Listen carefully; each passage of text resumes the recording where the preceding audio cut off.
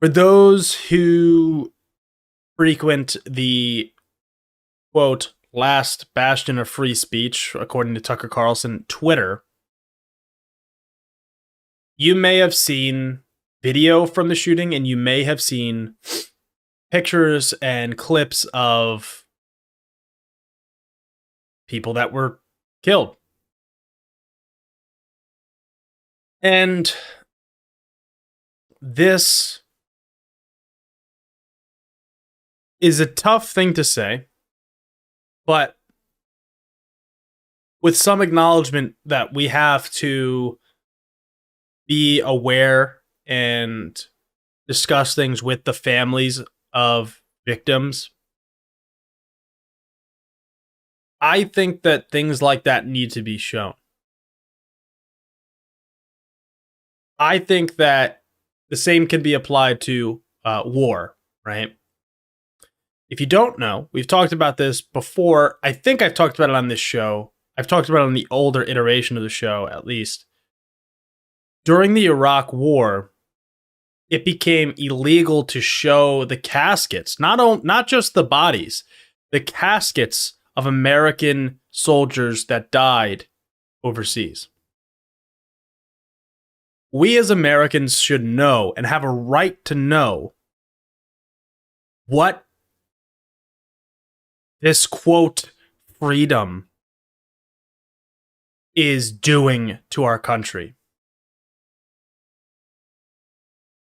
I saw a number of pictures and videos of the shooter after he was killed,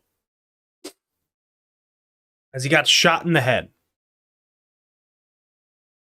I think that the carnage and devastation that is brought to this country day in and day out, because there has been at this point, I'm sure, over a dozen. It was about it was at least 10 yesterday. Mass shootings, not just shootings, mass shootings since this one happened. There was another guy that ran people over in Texas right after this. The violence in this is largely, and I know I just used an example of something that is not guns. The violence is driven by access, and extremely easy access, for mentally unhinged and ideologically radical, specifically, typically young men that go and commit these crimes. Now, I want to say, of course, you have to say what the victim's family would want. You have to, get certain. I think that is a barometer that we should use. And it's a bare minimum of respect that we should have. But I also believe, and I actually found it interesting, that Jake Tapper, I was watching it on Sunday morning before I went and worked out in my backyard, asked Republicans about this and said, should we be showing this stuff? Because that might be the only way that people make a difference. There are people that say we shouldn't say the shooters' names. That's fine too. That's a part of it. But until the average American sees what an AR-15 can do to a body, I don't think that everyone understands how much damage it can do to somebody. When you see somebody's face blown off, I'm not exaggerating, that is traumatic. And I'm not saying, oh, I want everyone to be traumatized. No, I want people to be safe. Passing common sense gun reforms that we talk about what seems like every single week. License, registrations, insurance, trainings. High capacity magazine bans. Certain guns should be banned, believe it or not.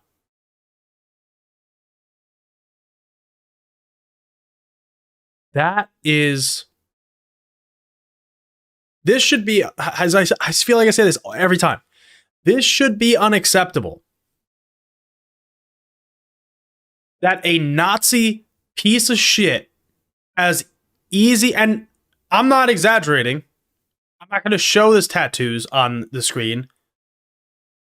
This guy had SS tattoos on his arm and a swastika on his chest, and people are questioning what ideology he was espousing. He was a right-wing authoritarian fascist that, now the record shows, was inspired and was impacted by, allegedly, but this is what reporting has said, the right-wing online YouTube and TikTok media like Libs of TikTok and Tim Pool and Tucker Carlson and these folks that lead down the radical right. This was not a, fascist that people threw the term around. This was a literal Nazi that killed 8 people because he had easy access to a gun. People want to blame mental health again and again and again and again and again and again, but don't ever care to invest. They don't ever care to look. I'm on a nonprofit board for mental health. I understand the need for it. I care about it. The largest provider of mental health services in this country is Medicaid, and Republicans never, in fact, I bet you if I looked it up, let me see.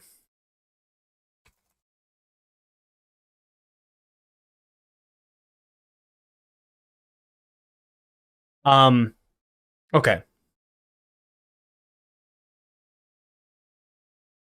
As I just said, Medicaid is the largest mental health provider in the United States. The Affordable Care Act expanded Medicaid, where the federal government pays the bill for the state to expand Medicaid, to give more people access to health care. And Texas, where this shooting happened, where it is run by majority Republicans, and Greg Abbott, the Republican governor, has the authority, the sole authority. The governor has the sole authority to give thousands of people health care for free, refuses to, because they choose not to expand Medicaid based on the Affordable Care Act, because they are ideologically opposed to Obamacare, and they're ideologically opposed to universal health care, and they're ideologically opposed to helping the poor, the sick, and the mentally ill. They wave it as a white flag to say, here we go, we can't do anything about it, don't politicize it, don't talk about the guns, don't talk about anything other than mental health, but we're not going to do anything about mental health because we don't like Medicaid, we don't think everyone deserves health care, but don't come for the guns, don't talk about the high-capacity magazines, don't talk about licensing, registration, safety, training, insurance, none of that. We won't talk anything about that. We ban bump stocks, so we're okay.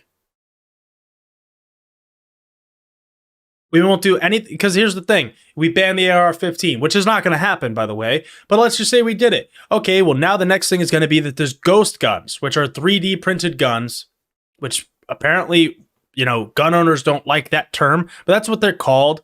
They're ghost guns. They're hard to pick up. They're not metal, and they can commit the same amount of force, basically, and impact the same amount of carnage in a shooting, essentially, as one of these guns can. We have to start to grapple with the idea that as we loop back to what Paul Martino was talking about, the quote, not at all activist Supreme Court that in 2008 decided solely that you as an individual have a right to bear any arm, essentially, that you did not have. This is something that I should be bringing up every single week. Until 2008,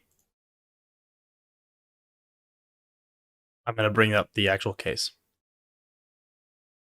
In 2008, there was a Supreme Court case called the District of Columbia, Washington, D.C. versus Heller that ruled that the Second Amendment applies to every single individual having the right to owning a gun. And it ignores the clause, of course, that says to form a well-regulated militia, meaning regulated and theoretically, a militia is not the same as just an individual, but the Supreme Court, which is an activist right-wing Supreme Court, even at that time, it has only been worsened now, ruled in that favor, putting the money in the pocket of gun manufacturers, putting money in the pocket of the NRA as they disregard gun safety. They're not held liable. I used to feel my personal feeling on this has changed. I didn't used to think that gun manufacturers should necessarily be held liable for mass shootings because you could use a pencil as a weapon, right? You could use something sharp, a knife. Somebody that makes a knife, should that be considered blah, blah, blah, right? Guns are solely made and used for killing. If a gun is utilized in a mass shooting, if a gun is utilized in a shooting, just in a gang violence or in day-to-day violence, in a domestic abuse situation, the gun manufacturer should be liable for it. I evolved on that, and I believe that that is something that we should really be looking at implementing across this country. Because otherwise, unless it hits the bottom line, the gun manufacturers won't give a shit. The NRA won't give a damn. And while the NRA is paying the Republican Party, they will not give a damn. They didn't care after Sandy Hook. They didn't care after Uvalde. They don't care now. And they're not going to do anything about this. And they're going to LARP.